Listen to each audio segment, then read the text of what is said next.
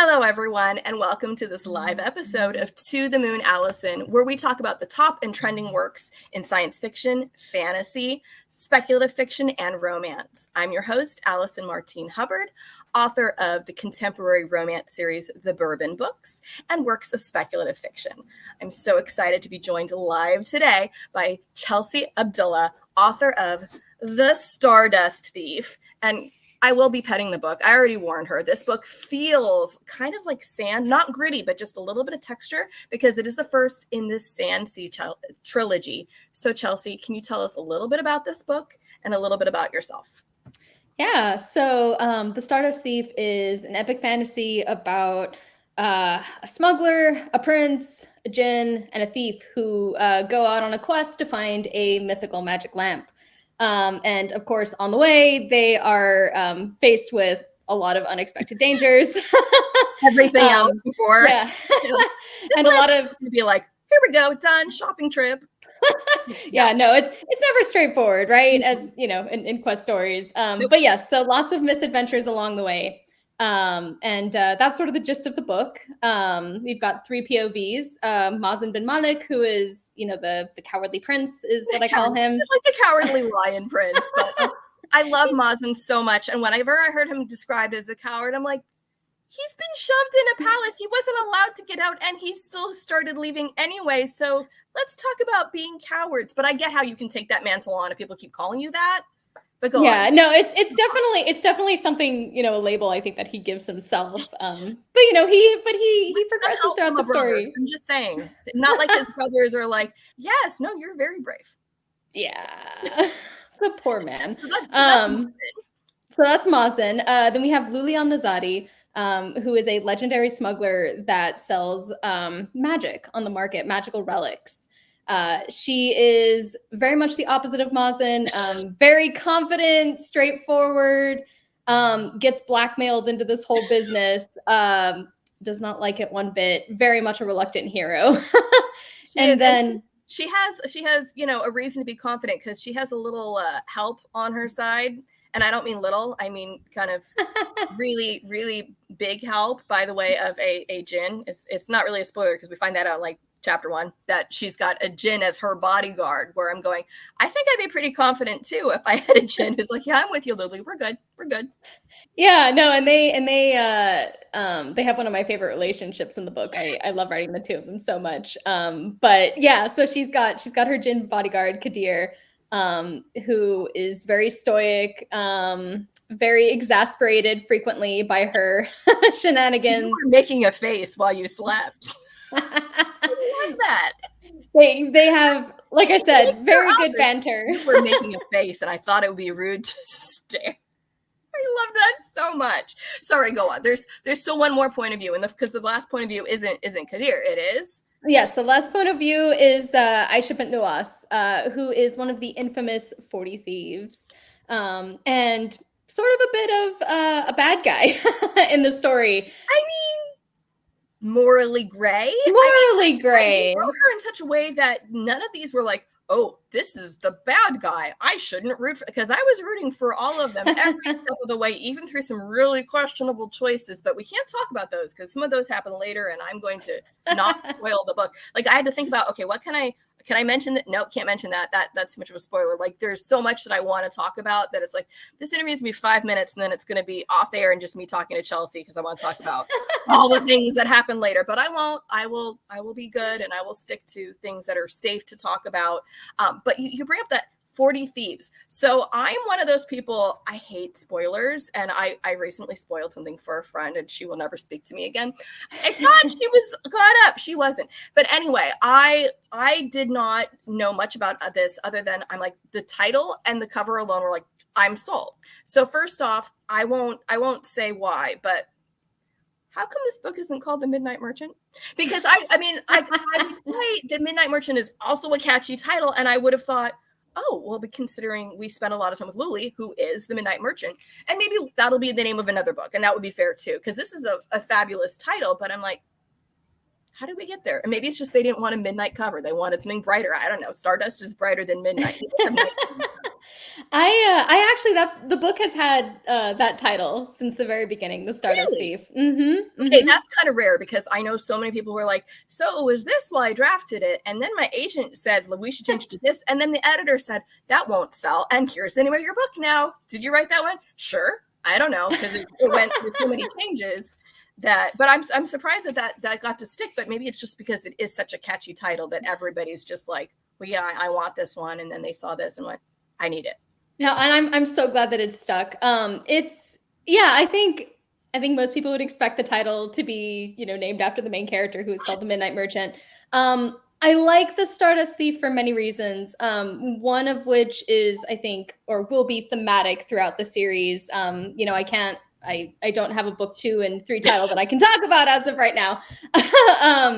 But they all kind of tie into this theme of blurred lines, I think, between stories, but also between the way people are seen in the story. And so the Stardust Thief, that title belongs to someone who kind of falls in that category within the story. And that kind of encapsulates a lot of what the story is about, depending on who is telling the story within the novel.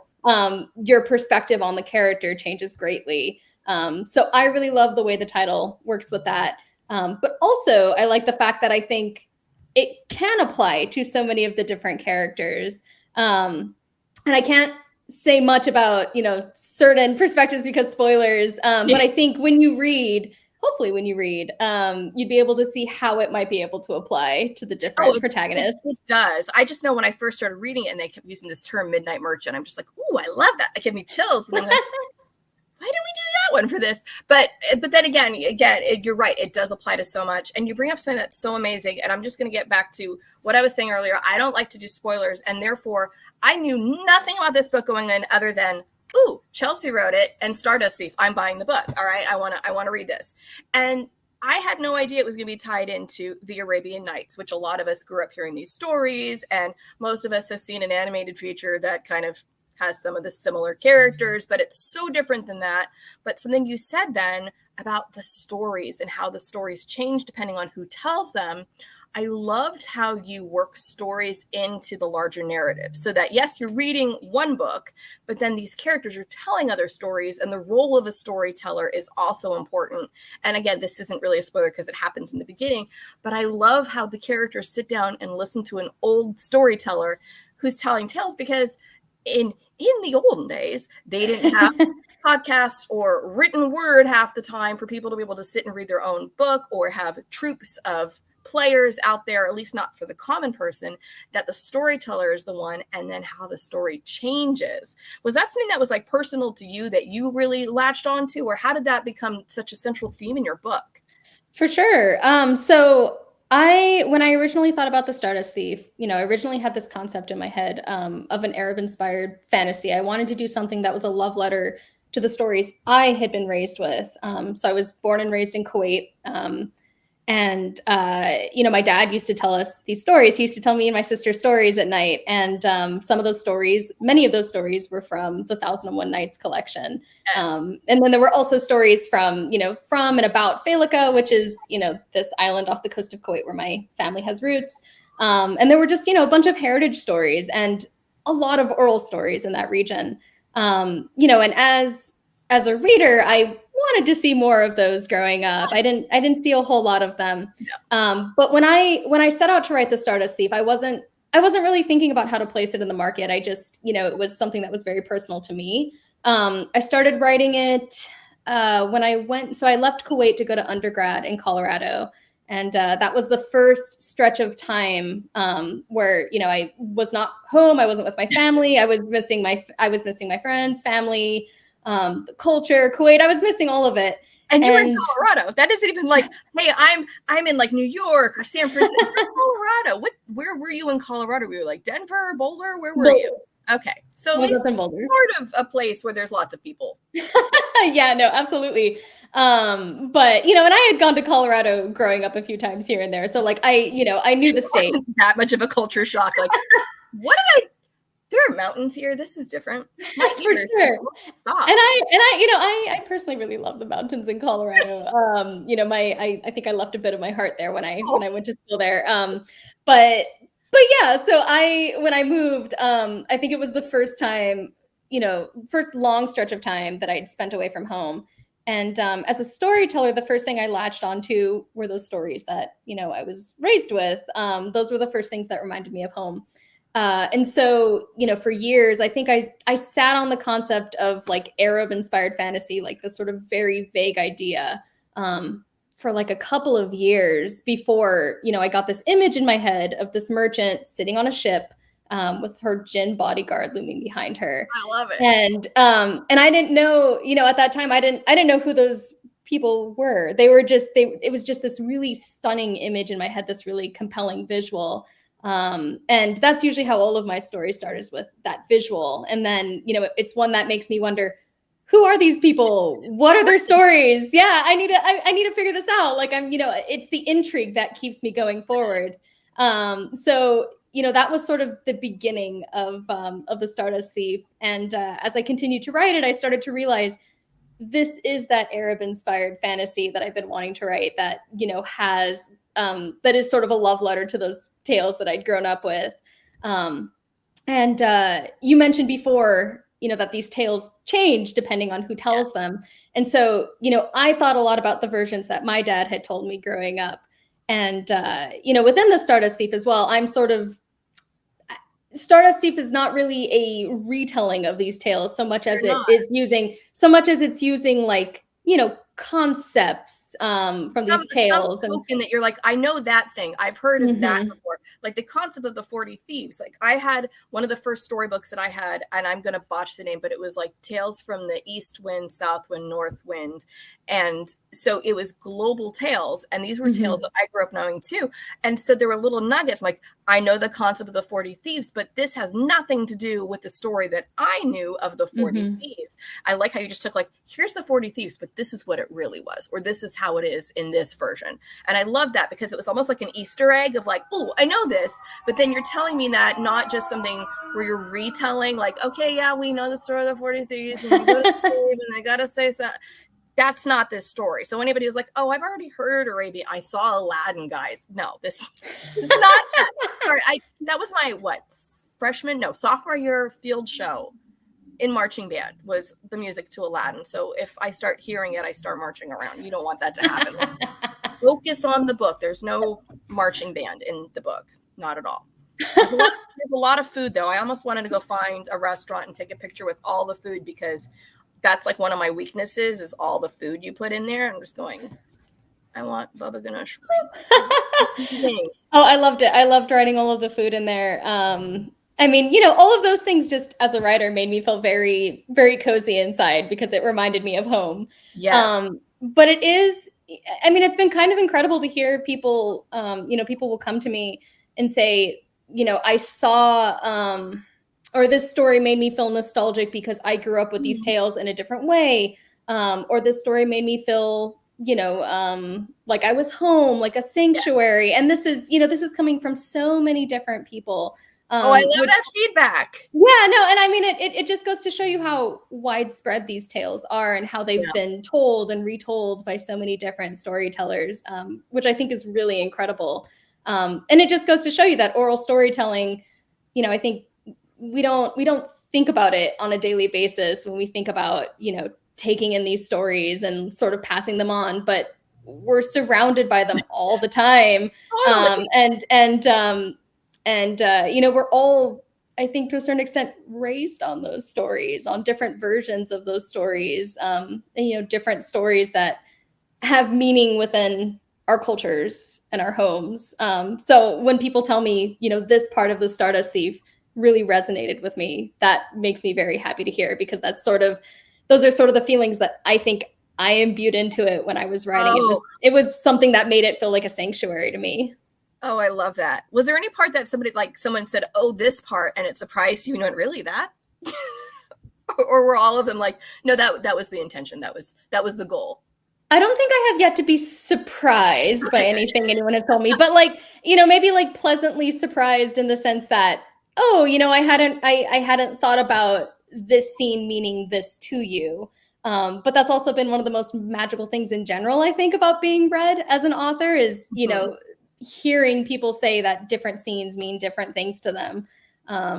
Yeah, no, it's been incredible. Yeah, because as soon as you let go of the book, you're going to get feedback and people are going to be like, oh, this part. And you're like, I mean, it wasn't as important to me, but I'm glad it was to you. I was kind of more focused over here, but that's the thing, is we all find meaning in different things, and because of our personal experience. So some of it may be, like you said, maybe a particular tale that they were told as a child was extra, just a part of their family tradition. So that's the part that meant the most to them, and it may have been one of the very small. Like, this was barely a scene I thought about, and I got done with that pretty quickly, but it meant something to them. And so sometimes that's the surprise. Just they're like, oh, you really like that. Well, I'm glad. Yeah, no, and I think, I mean, to a greater extent, I feel that way still about the entire book. You know, this is my debut. So even just being read at all has been an incredible experience. And have you had strangers come up to you and talk to you about it? And you're like, how do you recognize me? Is my picture not on the back of the? Oh no, your picture is in there, so they can find you. It's a cute picture too, but you're like, thank you. Guys, now I'm famous. Yikes. That has not happened as of yet. I have a bunch of stickers on my laptop of all of my characters, and I'm just hoping that someday someone sees those stickers and is like, wait a second. Well, and it's funny because, so one of my guilty pleasures is I love dream casting everything I do, everything I read, everything I write. I always have people in my head, and I had very different pictures for these people, but I don't know, did you have specific people in mind, or you're like, no, I commissioned an artist, or were there like actors that some of us might know and go, oh, that's who you see as Mazen, or that's Omar over there, or that's Aisha. So I always tell people this, but I do not see my characters as real people. I think because they are their own people.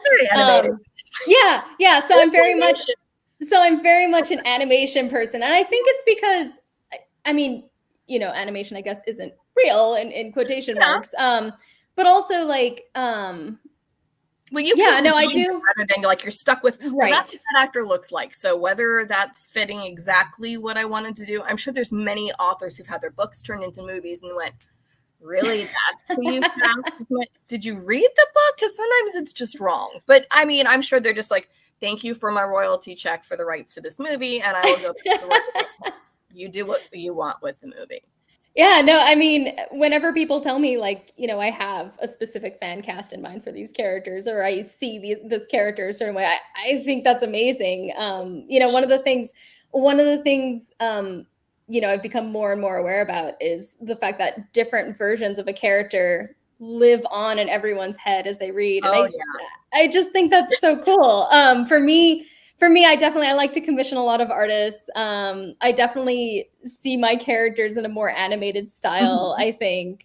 But I'm very lucky to see them in various art styles and to see those interpretations. But if anyone ever has a fan cast, then, I would love to see it. Well, and some of it's also hard because, so your characters are all set in like a Middle Eastern world, and Westerners, we are very limited on which Middle Eastern actors we get to see. So sometimes it's like, okay, well, there's 3 of them. So, well, no, we need to go look more global to see some of these actors. So that would help. But when you do animation, you can draw them exactly like, nope, this is exactly how their nose is. It's very aquiline, and this is their hairline, and this is exact shade of their skin, everything like down to the commissioned artist. And you can send it back and say, nope, that's not what I said. Okay, but Halla Williams says, I have no visual imagination, so I have identifying features for them, but they are much more fluid in my mind. And that's a good point, because some people, that's just not how they function. And I know I've talked to authors who are like, wait, you fan cast things? I'm like, yeah, because for me, and this is my little secret,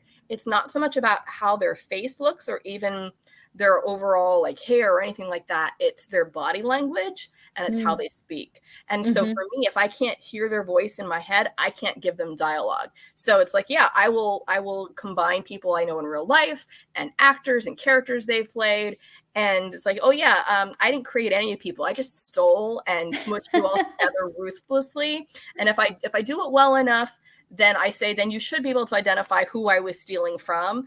But please don't sue me, because I was doing it in all love and you inspired me. That's all. But I know that it's not true for everyone. So I love that you're like, nope, mine's more through like the animation style, and you see them in that way. And now I want an animated version of this, like an anime thing. Oh, okay, but Hallie says she can hear characters. So all right, so you're like me. It's the audio thing, and that's true, which is funny because, so like I said, I actually listened to this and you had 3 different narrators, which I loved. And it was also funny because I don't know, have you listened to this? Have you gotten a chance to listen to it? I have, yes. So one of the things I think is funny, and I've listened to things where it's multiple narrators before, but I don't remember noticing it as much in this, where you have one character speaking and it's that one. So like when Mazin's narrating, it's a male narrator, but then he's doing the voice for Luli. I'm like, Luli doesn't sound like that. And it just cracks me up because that's how we are. We're like, oh, well, I have this version of Luli in my head, but that isn't what he would hear necessarily. So this is how Luli comes across to Mazin. And I love that interplay because it goes back to the whole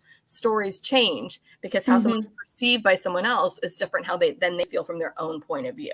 So I love that you had those points of view. Was it hard for you to write 3 different points of view and keep them all, I don't want to say equal, but like as important for you as the narrative went forward? Was that a struggle at all? It was definitely something I had to work on over multiple drafts. Did one come easier or harder than the others? Because you said you started with a visual of Luli and Katir, but For sure. that doesn't really meant that those were the ones that came easiest. That was just your starting point. Yes. So originally, this was going to be entirely Luli's story. This was going to be told just through her perspective. I do this every time I write. I think to myself, like, this is going to be the one time I write a one perspective story, and I'm wrong. And at this point, like, I've given up now, please. Stop fooling yourself and just say, I write multiple point of view. Just embrace it and stop trying to put yourself through those later edits. Well, absolutely. I think at this point, I've realized I'm too restless of a writer to want to sit in one character's head. And I also think, like, there's something, for me at least, like, I love exploring the world through various points of view and seeing like how different characters interpret the world. So I started with Luli, and for the first chapter, when I did my first draft, I was still thinking this is Luli's story. And then I got to chapter 2, which is around the point, Mazin is introduced into the narrative. And I just thought to myself, what if I tried to write this scene through his eyes? Like, what's going on with him? And so I let myself play, because that's always something I do in my first drafts. I just kind of, let myself have fun and, and just feel the story out. And so I wrote his perspective, and from the very first page, I knew that I wanted to make him a POV character. So I would say Mazin's voice comes the most naturally to me. I think it's because he wears his emotions on his sleeve. Unlike the other 2 POVs, Luli and Aisha are both very closed. Mazin, they have reasons. You're not writing characters that are like, I just wrote somebody unsympathetic for fun. Like, you give these people fleshed out backstories that you go, oh, well, I'm surprised you're still walking, let alone going forward and embracing life in the way you are, even if some of your choices might be questionable. I won't call anybody out in particular, but you know what I mean. But yeah, so I can see why he's like, I'm wearing my emotions on my sleeve, but even he has trauma that I'm like, okay, I'm going to get a group therapist for all of your characters and just let them sit there and maybe, hold hands and have group hug and some kind of way. That would be very, very beneficial. I think that's all very necessary. No, they are all suffering under a lot of trauma. But Mazin is I think he's very honest about his trauma. He talks a lot about, things that he's gone through in his life. And he shares that with other people. Whereas Luli has had these traumatizing experiences, and she doesn't like to talk about them. She's trying to distance herself from them, in fact. So for her, when I try to write Luli, she's very distant from me, but also from herself. And so usually it will take many drafts, or, at least past the early drafts, to figure out what is going on in her head. Because so much of it with Luli, when I first start writing her, it's very external. I'm seeing her sort of, from like, the perspective of someone who's watching things happen. And then I get closer and closer to what's going on in her head as I watch things happening in the draft. And Aisha, Aisha's full of closed doors. I think even more so than Luli. The thing with Aisha does not let herself feel things at all. Luli will get into these, emotional spirals, or she'll have moments of reflection in the story. Whereas when Aisha is kind of on the cusp of that, she will immediately turn away and say, no, I'm not dealing with that. I do not care for this emotional baggage. But Aisha still, I think, is easier to write than Luli, or more transparent to me than Luli, just because she's so decisive and she does what she wants to do. Yeah, I mean, like, she's not gonna, like, Luli will go through some machinations before going, oh, I can't do this. Well, wait, maybe I should. Whereas Ice is just like, she doesn't bullshit. Sorry, Zay. No, that's not what I'm here for. Why would I talk to you? Am I supposed to be babysitting you? Bye. She just doesn't mess around. Oh, Abigail. She says Luli sounds like me. Abby, maybe a little bit. Having read the book, maybe a little bit. And maybe all we need, Abby, is to get you a Jinn bodyguard, and it will just change your outlook completely.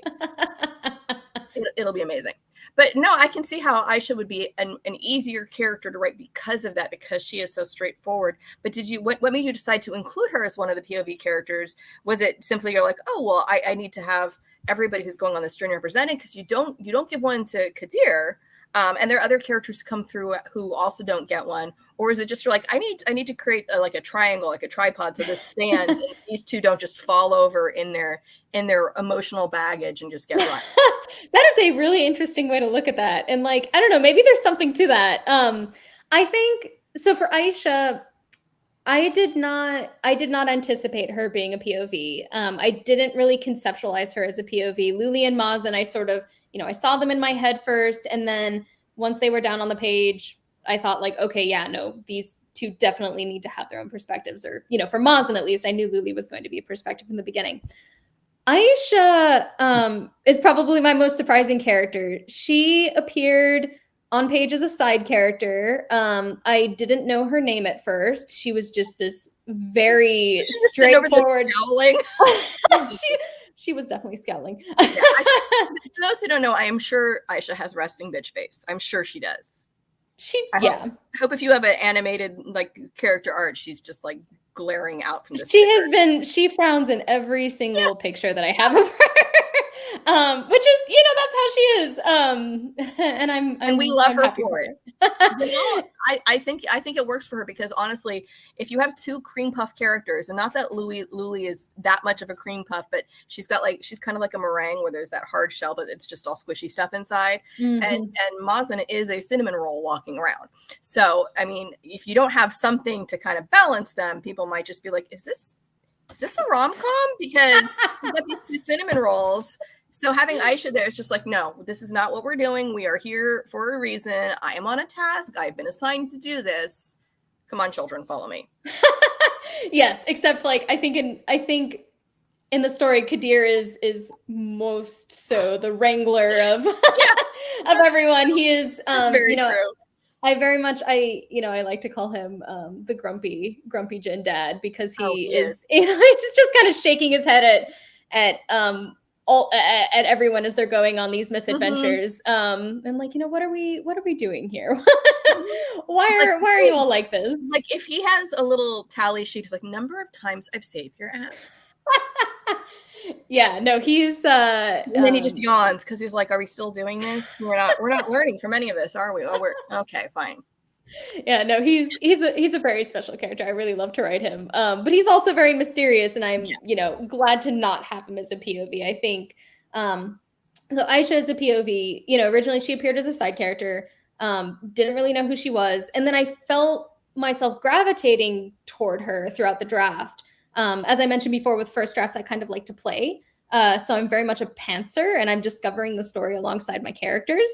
And, so when I wrote the first draft of The Stardust Thief, I knew the end. I knew a couple of big things that were going to happen in the story, but I didn't know how I was going to get there. And so the more I wrote, the more I began to realize Aisha is a central part of this. She's going to be on the quest as well. Mm-hmm. What is going on in her head? I need to know. And so one of the fun things about Aisha is I have continuously added more and more of her into the series, and which I love. When I originally sent this out, when I queried this story, one of the things, my agent said to me, the agent that I signed with, she suggested that I add more Aisha. That was one of her, when we were going over our edit notes. That's how you knew and she was the right agent for absolutely, you. Absolutely. I am signing with you. No, she knew, because you need an agent who gets your vision for things. And if they came back with like, this Aisha character, I don't know why she's here, can you kind of tone her down a bit? Then we would have been like, no, this isn't. Who else we got on standby for backup agents? Because you'd want somebody who sees that, because you want someone who can hear the voice of your characters and help amplify and polish, not change course to something that you didn't envision and that isn't true to the story of your heart that you set out to write. So I love that your agent's like, give me more Aisha. Absolutely. And I am forever grateful, because I feel like the story has only gotten better and better with more Aisha. And it's gone to the point now where I look back at that first draft and I think, like, I can't believe Aisha was ever a minor character, because she's such a central part of the storyline now. I was going to say, so many of the things, and again, no spoilers, but so many things that happen are the result of decisions she makes. And so if she's not there to be making those decisions, or she's just like throwing her one line of, yeah, here's the thing I did, and we don't understand why, or, what her motives are, or what drove her to that first place in the beginning, none of that really has any weight. And all of her decisions had weight, and that's why they matter. Because I know for me, like, I talk about stakes a lot in books, because I always joke, I'm like, I write great prose, but I don't actually have a narrative. And the big thing is honestly, like, what are the stakes like? And stakes can be physical, but I've read books that have all sorts of people dying and you don't care because there's no emotional connection. So the stakes only matter as far as you've got an emotional connection to the people who were making those choices. And you managed to do that 3 times over, which I think is amazing. But therefore, if they had been a minor character, it would have been like, why is this person derailing the whole narrative? Why'd we let them do that? Oh, yeah. Okay. You're like, oh, that's why. They're a main character. They get a main voice and their own stickers and all sorts of things. That they get a spotlight. They need it. And I love that, because you have excellent side characters too. And like one I don't want to mention, because I don't want to mention everything that happens to this character, because I'm still a little like upset by it. But there are characters, and this kind of goes into Luli and the decisions she makes, and how you said, you see her at a distance, and how she's kind of closed off, and how she closes herself off to people, and some of those choices that she's still making, and how that impacts other characters around her. Because anybody who's listening to this who hasn't read it yet, they'll think, okay, so there's 3 characters and a djinn. That's not it. Those are 3 point of views. There are a lot of other characters who factor in and are influencing what's happening. And some of the characters are other djinn, and some of the characters are other people. And so sometimes it's like, oh, there's some people that are going to have a reckoning with you for some things that you've done. Some characters like, how could you, Chelsea? But they mattered, and that's what matters, because we cared about them through these other characters. And I've read enough deaths in other books. I read one where someone killed off an entire colony planet, and I kind of yawned because I didn't know what was happening. Oh. It was later in the book. Look, the author's doing very well. I'm sure they don't care what I think, but they killed off a colony planet. And I went back and checked. I'm like, do we know anybody on this colony planet? Are they related to somebody else who we've had in the story? No. And I just thought, how can you manage to do a mass genocide? It's like the beginning of Star Wars, and we kill off Alderaan, but at least then we had Princess Leia going, no, but here there was nothing. So that's kind of my thing about stakes, and the emotional stakes have to be tied to it, and that you did it chef's kiss. Well, thank you. Yeah, no, I think for me, everything always stems from character. And that's why I talk about really liking having multiple perspectives, because the way in which I'm writing the world, and the information that I'm imparting to the reader is very much dependent on what that character would be seeing, what they would be thinking, and what they would be feeling. And so every event that's happening in this story, every, even those like really high stake moments for the plot, I think, my first thought is always, what is happening in the character's head? How does this impact them personally? And, what are they going to do about it? How are they going to interact with each other on the page? how are they going to solve this issue? So it always starts, it's always characters first for me. And then, how are they moving the plot along? How are they reacting to the beats on the plot? Well, I love that, because that's for me always the most important thing in any genre is if I can't connect to the characters, I really don't care what's happening in the plot. And I think it's hard because not everybody is able to write these fleshed out characters. So I've read a lot of books where it's like, yeah, the plot had a lot of great beats, but I never really connected to any of it because they didn't know how to get inside these characters' heads and how to just kind of sit with them, even in quiet moments. And it's those quiet moments that fill out who the person is just as much as those life and death stakes.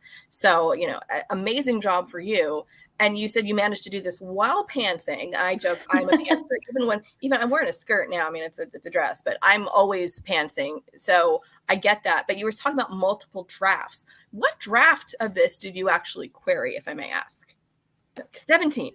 Thankfully not 17. Hold that number out of my So I want to say, in terms of like big developmental edits, there were 3 drafts because my initial draft for the story, because, in addition to being a pantser, I am also an extreme overwriter. So my very first draft for this story was 200. It was 297,000 words. Which is for people who don't know, and so some of these rules are not hard and fast, but there's kind of a thing where they say debuts should not be over 100, and a lot of them are over 100s, which is kind of funny because I know for mine, the first one that went out was 130, and I wasn't told to cut it, so it was fine. But 200 and you're pushing 3. That's like 3 books. Did you just and I mean, like, I line and be like, here's my trilogy? Because I have a feeling that wasn't the case, Chelsea, was it? No, it absolutely was not. I mean, I definitely, so I had people, when I finished this draft, because I like to be very transparent about my process. And, I know there are a lot of overwriters out there, who are kind of flailing, like, how do I edit my book? There's so many words. And I know that pain because I go through it every time I write. What's your tip for overwriters? How do you stop overwriting? Or if you do overwrite, how do you manage to bring it back down into a manageable size? So for me, I wrote a reverse outline that I will forever, talk about reverse outlines and how much they helped me. Basically, they're an outline that you write after you're done with the first draft. Thank you. Okay, so I joke, I cannot outline unless the book's already done, because people are like, oh, and then I outline, and I'm like, oh, I can outline if the book's done, because then I know what's in there. And I've had to do that before. Exactly. And writing an outline's fine if you're already done. And then you compare it down because you see what the big points are, and you're like, this little diversion over here added nothing but word count. Exactly. It was beautiful, and it didn't need to be there. Exactly. So like that's how I cut down from my first draft to my second draft. I used a reverse outline and I cut ruthlessly. I had each chapter with the POVs on the outline. I had bulleted points, and then, they were color coded. So if there was something, this was for me because there was so much content. And it just helped me figure out what needed to be done in the story. So I would highlight things that had plot holes. Or if I knew that a scene was kind of extraneous, I would, highlight it in red. Is this necessary? Can I change this? Go into the bonus content on my newsletter, because I've actually heard a lot of authors do that, where they go, oh, but I really love this scene, but it just doesn't need to be there. And then you offer it as like a bonus little lead magnet. And that way it's not wasted. Because I have a lot of friends who are just like, but my words are my babies, and I cannot. Then you just rehome them. They can just go over here. You're not killing them. You're just moving them over. It's fine. I always like to say, cut but not dead, darlings. Yes. I read a book where it was like, kill all your darlings, and it was a murder mystery. It wasn't a craft book. But that was the joke about it, because it included the person was a lit professor, so it made sense. But we're just like, but do we actually have to kill them though? Because what if we really like them? It's bonus content. But okay, so I love the idea of you highlighting it and figuring out what can go, and then cut but not killed. Cut but not kill. So the second draft got to, I want to say, like 154,000 words. So I cut manageable. I cut like 130,000 words in that initial draft. You cut more than a book. Yes, I did. And I did have people telling me like, well, why don't you just cut this into 3 books? And I would always tell them, no, there is only enough actual content in this for one book. I just really like to have fun and explore. And like, I am one of those people who has to write out every single thing in the story to know whether or not it needs to stick. And one thing that I've been coming to terms with, especially with the second book, now that I know my process a little bit more, I often know that the words I am writing will need to be cut. I will write down, I will, yeah, no, and it's like, on the one hand, I'm like, oh great, like I can cut these words, I can lower my word count again. But also it's kind of awful because I know I am putting in effort to write these words that are not going to make it into the final draft. And it's very hard, at times like that to think to myself, like, this is not a waste of time. This is something that is a part of my process and something that I need to do. It's weird when it's like, this is part of my process. It's a special form of torture, but you also know that until you go through it, you can't get there. You can't just be like, well, what if I just imagine I type the words and then go on? Right. It's like, no, they have to be there. I have to see them. And even if you accept that this is probably going to go later, you still have to have that. And I think it's so funny because I've talked to a lot of different authors and we all have some places where we overlap, but everybody has something different that works for them. I know I talked to one who's like, I never begin at my beginning. Like my beginning has always changed. And I go like, don't touch my beginning. But then the other flip side of that is how many people have you heard where it's like, oh, I queried until I changed my opening pages because the opening pages have to change so often. And then this person's just like, I don't ever start there. And my opening keeps changing. And I'm just like I have chills and kind of nervous tremors and I break out into hives thinking about that because of what we do to our opening pages. But everybody has a different process. So I have sympathy for you that you're typing and going, this isn't going to stick, but you know that it's part of what you do. So, hey, So then that one that got down to about 150-ish. So was that then one, like, did anybody read the first draft of all of it? Yes. Do you have betas that you put through the nearly 3,000 or 300,000 word count? Those people I hope you have no, absolutely. There is she wasn't so much a beta reader as she was someone who was there to cheer me on through the first draft. So I had someone, she's my critique partner, but also a really close friend of mine. And what we did, and we started doing this during National Novel Writing Month because, this story actually started during National Novel Writing Month. Okay, you might be the first author I've talked to who actually had a book come out of now. Like, I know a lot of people who do it as like, it's a good way to get something started, or it's a good way to jumpstart my stalled creative process. But I just set that aside. I don't know if I've ever talked to somebody who got a book published that started as a nano project. So and I mean, it was definitely very different and very messy. And I did not finish it during NaNoWriMo, obviously. No, Nano is only supposed to be, or you have to hit 50, isn't that it? Like to count as you won. How many words were you done in the month? Do you remember? I think it was probably around 70,000 for that first month. And then it's still a complete novel. And then you're like, oh, but I'm going to do about 4 more of these. So basically. And it took me, I mean, my first draft took me a long time. It took me probably more than a year to just get that first draft done because I was writing it on my leisure time, writing it when I felt inspired. And I kind of let myself take my time with it. But still, considering how long it was, more than a year is not that's not like, oh, I took so long with it. That's 3 books in a year, basically, based on how long they are. So. And when you put it that way, it makes me feel a lot better. Do you know about what the final word count for this is?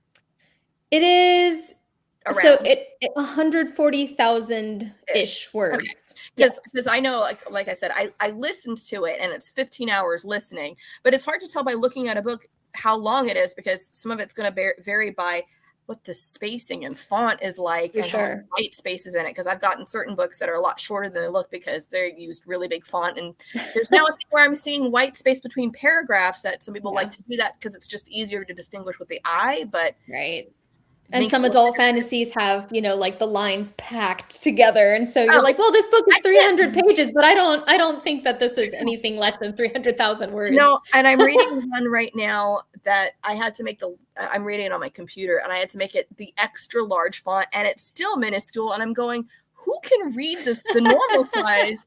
I mean, I am already wearing glasses, people. My eyes are fine when I have these on. Who is reading? Are they like bringing a little microscope up or a magnifying glass so they've got their monocle to try to read this? I don't. Anyway, so yeah, this is still kind of on the long side for a debut, but I didn't. Yes. I found that it just raced along, and not just because they're on a quest, but I mean, I thought the length never made me feel like, oh, this could have been cut more, because I don't see how it could have been. So you did all that for us ahead of time. So thank you, Chelsea. Yeah, well, I'm extremely glad that at the end of the day the pacing feels good.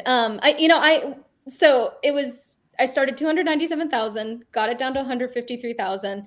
I did have the one reader who read through all of it. She was just there as a cheerleader. I would not have finished this project without her. So, forever grateful to her.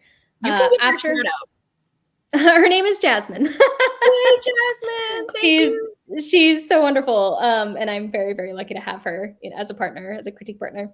But so, she read the entire thing. And then I think I did a round of, cutting. I rewrote my second draft, and, whenever I wanted to repurpose something from the first draft, because all the bare bones were in the first draft. But when I write my second draft, I have to rewrite just to make sure that I'm kind of like feeling the flow of the story. So I rewrote my second draft. So much as you like started typing it again from the beginning. Oh, wow. I don't know people who do that. That's pretty amazing. I've heard people who say, oh, you need to do that. And for you, that actually works. I'm kind of scared to do that, but go on. I think for me, my second draft was finding the story or carving a path to the story. So the first draft, I always like to compare it to like a map. It's a blank map, and I am sending the characters to multiple locations. We're trying to get to that one place at the end. I know where the story is going to end, but I don't know what locations they need to cross before they get there. So the first draft is kind of like mapping out everything. And the second draft is me carving, the most convenient, but also most enjoyable path for the reader to get to where they need to be. Right. Not just the most expedient, but the one that actually makes the journey make sense. And have exactly. Exactly. So I'm cutting out all of the extraneous content and just, getting to the heart of the story. So that was my second draft. I did another round, of, I guess, developmental, but line edits as well, kind of like polishing the story for my third draft. So that was the last big draft. I want to say I got it down to the 140,000 for that one, but I can't remember. But then I added back, said more Aisha. So I'm assuming that you were. Well, but I've also had people say, oh, well, my agent said, cut this, add this stuff, but cut the word count. And you're like, you do realize you're asking me to do two contradictory things, like math-wise. Like, how do I do this? Yeah. Yeah, no, I mean, it is definitely a struggle. When I queried the story, it was actually at 122,000 words. Okay, so that's, Yeah, so I did a couple of rounds of beta readers. I want to say like 5 rounds. And, by the time I got to the last few rounds, it was mostly like little tiny things. Does this scene make sense? Does the dialogue seem natural in this, this part of the story? So, getting down to the line edits. So I want to say probably sent out my book on query 7th draft, 8th draft, which, like I said, there were 3 big drafts for the story that felt like really big developmental edits. And then everything at that point, every other draft was kind of just like chipping away at it over time. And, sort of like making sure it was book shaped, but I wanted it to be a good book. Like, it does resemble something someone would read. Yes, you want them to like it. So yeah, exactly. So I queried it, and then I got to add another 20,000 words when I signed with Orbit, which was really great for me because if anyone has ever queried, and we talked a little bit about this earlier, but like the struggle of getting your book down to a reasonable word count for agents. And that varies so much across the board and across genres and age categories. So it's hard to know what will be acceptable to an agent. But, most people were telling me 100,000. And I thought, like, there's no way. I can't do it. And I've heard that too. And I have people who I know who are agented and in submission tranches now who are like, okay, I'm being told I need to increase this aspect, but I also can't have it over this word count. How is it doable? Or how is it doable in a standalone? How is it doable in a standalone? And I think that's true. And I know, the first thing I had out was 130, and I was never told to cut word count. And the things I was told to cut were a crutch word here or there, or oh, we want this part of the story to go faster to get to this. So it was a pacing issue, not a word count issue, because they told me to add other things. So by the time it was done, it was higher than the word count when I first queried. So it's like, all right, we can do that. So long as no one's telling me to cut it, it's fine. Because I don't think readers, especially in the science fiction, speculative world, fantasy, we expect our books to be chunky. So I think it's kind of a misnomer for querying authors out there to be told, keep it under 100, because I feel like in many cases, that's not what readers want. And if you've already cut it and you're like, well, now I'm going to pad it? I don't want to pad it for later. So when you got to add those 20,000 for Orbit, were you given guidance, or they're just like, we want it bigger? Well, they told you what they wanted more of, the editor said. Yes, definitely. I mean, so it was less so, add these words, and more so we think you can flesh out this content, which was really, really wonderful for me, because I had all of this extra content, and I wanted to flesh it out. So a lot of the stuff that made it, back into the story, or the stuff that I worked back into the narrative, those were they weren't so much big scenes as they were additions to things that were already there. Additional descriptions, maybe there were a couple of scenes where I got to add more dialogue, which made me really happy because I love banter. So it was a lot of that, a lot of just adding things here and there. And after, I can't remember how many rounds of edits I did with Orbit, but I want to say like 3 or so that, included developmental edits, or things to add, not just line edits.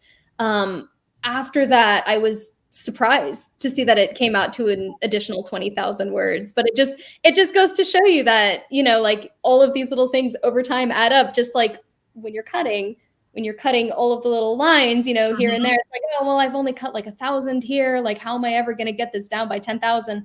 Then you're suddenly at the end of the draft thinking, oh, hey, this was only a line edit, and I still managed to cut 10,000 words. Maybe that's just me, though.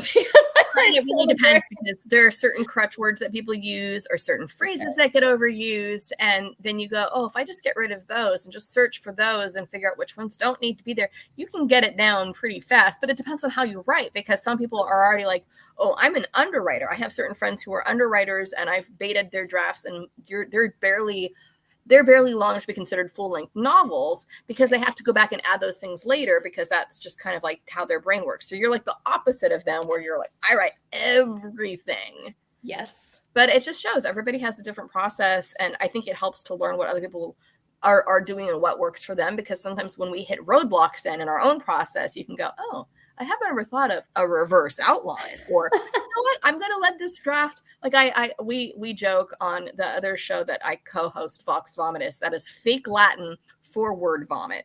And we joke that our first draft is the vomit draft, where you're just vomiting it out there.